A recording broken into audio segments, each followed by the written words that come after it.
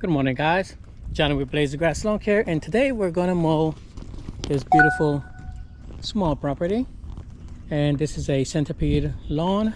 As you can tell, it's starting to slow its growth because we are in the fall. So that's what happens with our turf in the fall time. So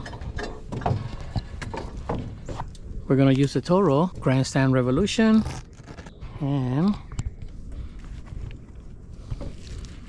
put my gloves on. And as you can tell, it is very quiet.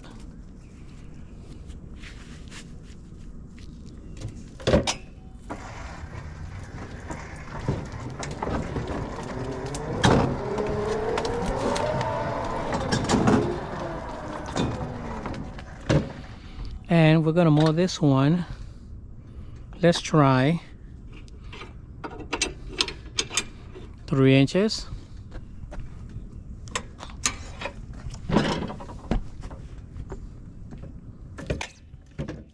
So I get a lot of questions on what do you do if you send your customer an invoice and you call and you keep calling and the customer just doesn't pay.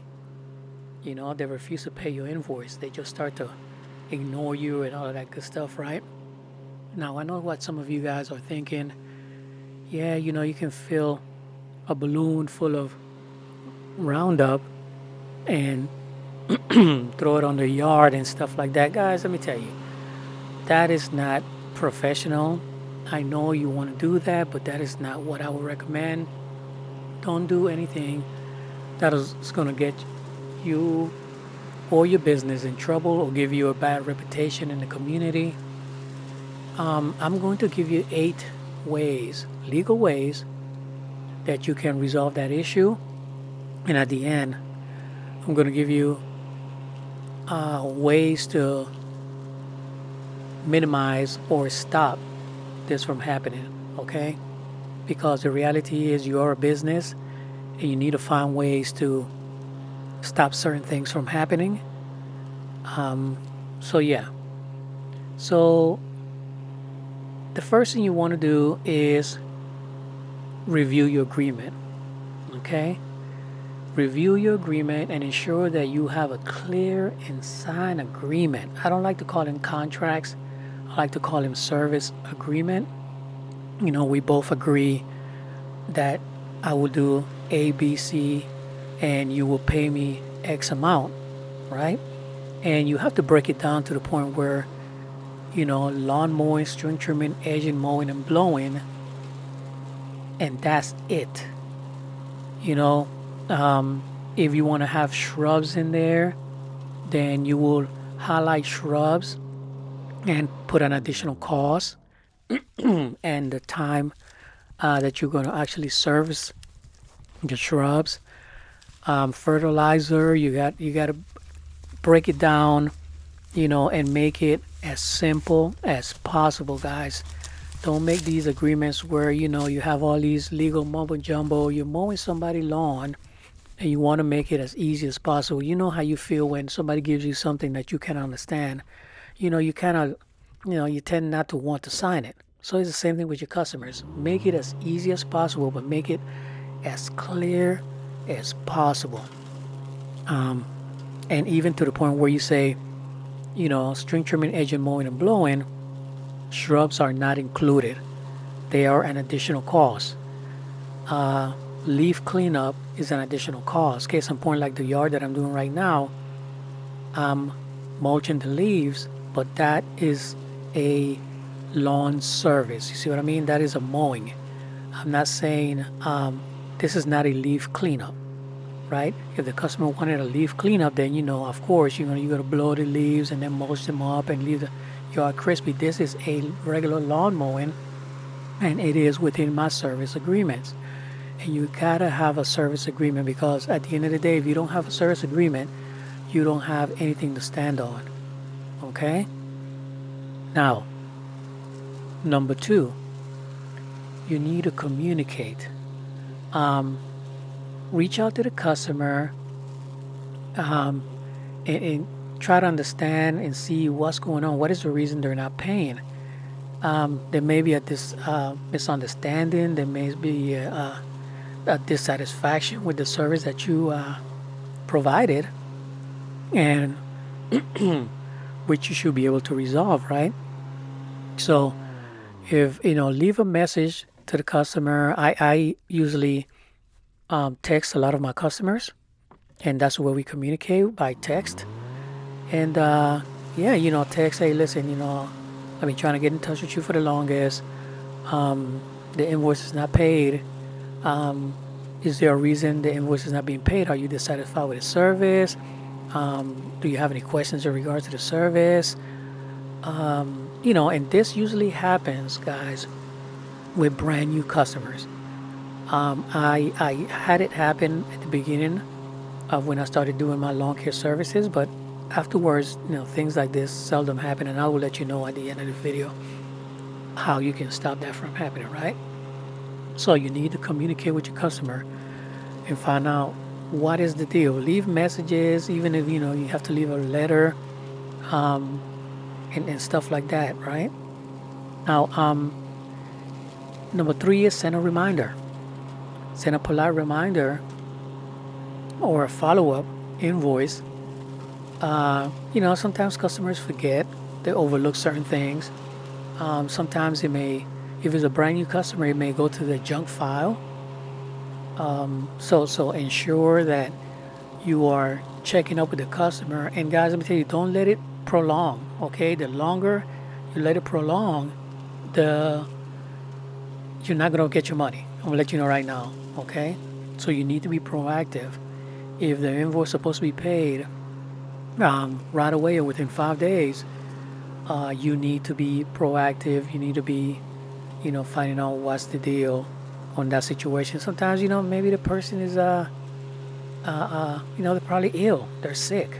You don't know the situation, right? Number 4 is offer a payment plan. Hey, Miss Such and Such, I know, I sent you an invoice, for any reason, do you need you need to pay this, in increments?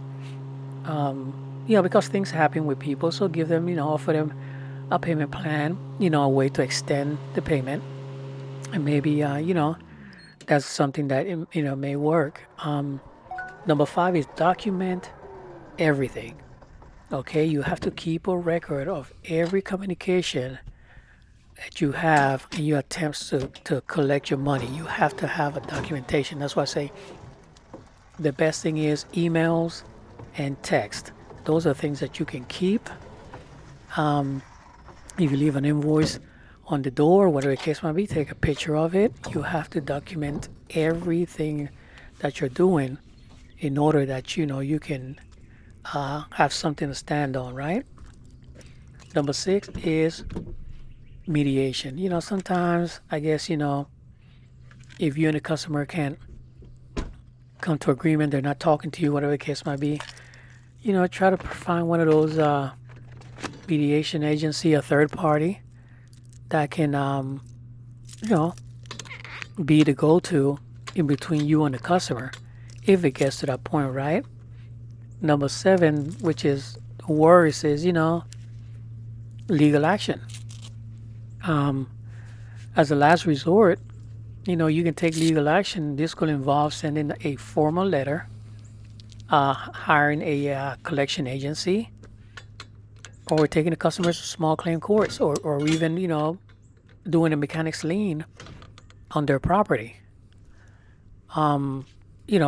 Hopefully it won't get to that point, guys, because, and I understand a lot of times you say, well, I'm not going to that point for 60, $70, but sometimes you got to do what you got to do, right? You are a business, guys. 60, $70 is, money's money. You spend your time taking care of that property, doing what you were supposed to do, and you're not getting compensated for it. So you gotta you gotta do what you gotta do, right? I mean, it is what it is. And yeah, so those are the 8 ways that you can try legally to get your money. And again, guys, again, word of mouth is good. It's good to say that, yeah, I trust them. People aren't bad in this world, but listen, there are jails. There are bad people in this world, and there, because you don't think, of not of doing something like this doesn't mean that someone else is not. Um, you're starting your business. They see you as a target, and they're going to take advantage of what you're doing. See what I mean? So, how can you avoid this? Simple. Some guys, and I used to do it back in the days, is have customers pay in advance. If you're getting 4 cuts that month, then you send at the beginning of the month, you send that invoice and you give them a certain amount of days, usually 5 days, to pay that invoice. And once they pay the invoice, then you're out there, servicing the property.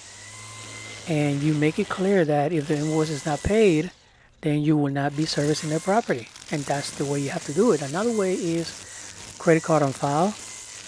And I will be the first one to tell you that when you first start out in this business, guys, if you don't look professional, if you don't look like a reputable business, and again, assumptions is an individual trait, guys. So everybody have different ways of, um, dealing with you as a business. If people are not comfortable with you, they're not going to do certain things. Just like giving up their credit card. So in saying that, and I'll make another video. Your appearance. Your appearance says a lot when you show up to do these properties. So in that, credit card on file, there's a lot of softwares out there that offer credit card on file, where the customers, all you have to do is get the customer's email. They'll, the credit card, the software will send them an invoice, a link, and they can click on it and then put their own information or whatever the case might be. You go out, do their property, click a button, get paid, and keep it moving, right? Or you can request 50% down. If you're one of those guys that take cash, or especially, and I do it still up to now, brand spanking new customers that need a cleanup, special cleanups, leaf cleanup, mulching, anything over $100, guys, you will put down 50% for me to put you on the schedule. Yes. And if you don't want to put down the 50%, then we keep it moving. Because at the end of the day, I am a business, and that's the way we do business. So it worked for me, and any customer, any reputable customer that wants you to do work for them, especially to that caliber, you gotta have 50% down, to at least, if something goes bad, you get your materials covered, right? And a little bit of your profit. But don't be scared, don't be shy, guys. You are a business. You see the HVAC people and the plumbers. As soon as they leave an invoice, and you paying for that service. Excuse me. Start looking at yourself as a business. You are a business. You are a business, and you want to continue on with your business. And it is to the point now where you need to know what to do. You need to educate yourself on what to do. Cursing a customer out and going over there and acting a fool is not what you want to do, because again, you don't want that to leach into your business. You have neighbors out there looking at you and stuff like that. I'm about doing things legally. Yeah, you can be, funny, ha ha ha, yeah, I'll scalp their lawn, blah, blah, blah, blah. But at the end of the day, guys, those things makes you look bad as a business. Okay? And I'm only addressing people that want to have legitimate business, want to grow their business, not guys that are out there just trying to hustle, for this little bit of that, little bit of this, right? So, in saying that, guys, let me know in the comment section if you have other ways that I might have skipped or missed. And I'm sure there's other ways, but excuse me, at the end of the day, guys, have a service agreement. You can easily get your service agreement online. All you got to do is Google service agreement, lawn care service agreement, and there's going to be a lot of them pop up. Grab one and, change it up to suit what you're doing and give that to the customer, and break it down and make it as easy as possible to understand, easy as possible to read, and you shouldn't have any issues. Like I said before, you get somebody that this situation usually happens when you have brand spanking new customers, and another thing is go to locations where people live that can afford your services. That's one thing that I found. You can't just cut any and every yard, guys, because again, some houses you go to and again, you shouldn't look at properties and assume anything. But at the end of the day, guys, if something within you is telling you not to do it, take precautions. Take precautions. Hey, listen, Mr. Such and Such or Mr. Such and Such. Yeah, I can do this leaf cleanup real easy. I need 50% down so I can put it on schedule, 50% down so I can begin the service. Because one time, guys, and I don't want to make this too long. One time when I first started, there was this guy that called me. I went to the location. He met me at the location. Man, I spent a whole day. He said he was coming back. He left. He said, yeah, I'll be right back. And I stayed the whole day. Man, I spent my butt off trying to impress this guy and clean up this property. And I never got paid. The house was on foreclosure. I didn't know who to see. I didn't know who to talk to. I didn't know anything. And I learned the hard way, guys. Don't go through what I went through, guys. I beat myself up for months and months. Sometimes I still do, because I should have took at least 50% down on that cleanup. And I didn't have the equipment that I have now. I had, homeowner stuff, the stuff that you really have to bust butt. And yeah, and I never got my money. But I learned a lesson. And from that point, I had other people, call me up. And, I've been to sketchy neighborhoods as well, which I don't go to anymore. But, people call me like this. Matter of fact, this right here, guys, this is just a mowing, okay? Because I know a lot of you guys going to say, man, this is a whole bunch of leaves. Customer doesn't want a leaf cleanup. She wants a regular mowing. So that's what she's getting. But yeah, I got to cut, sketchy neighborhoods. And I'm like, hey, 50% down for me to do this overgrown lawn. And they didn't want to do it. And I said, okay, well, thank you for your time. And yes, you wasted my time, but that's okay. They could have been legit or not, but at the end of the day, I didn't get got. Okay, so that's the next thing. You don't want somebody to take advantage of you guys, because believe me, it's you're gonna be thinking about it for a long time. All right, guys, let me know in the comment section anything that I miss, and yeah.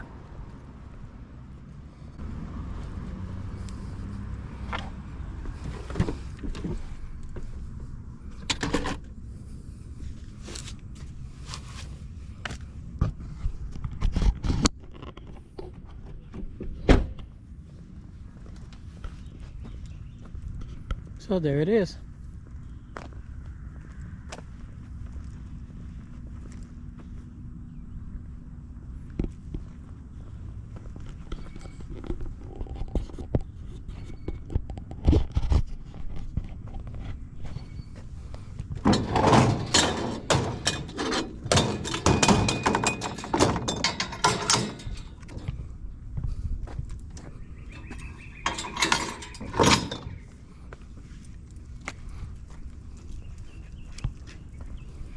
Oh, that is so cute. Oh, thank you.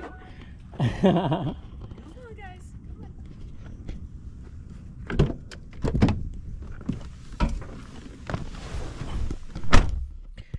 All right, guys. Thank you for taking the time to watch my videos. Like, share, follow, subscribe, all of that good stuff. See you on the next one. Pop Smoke. Peace.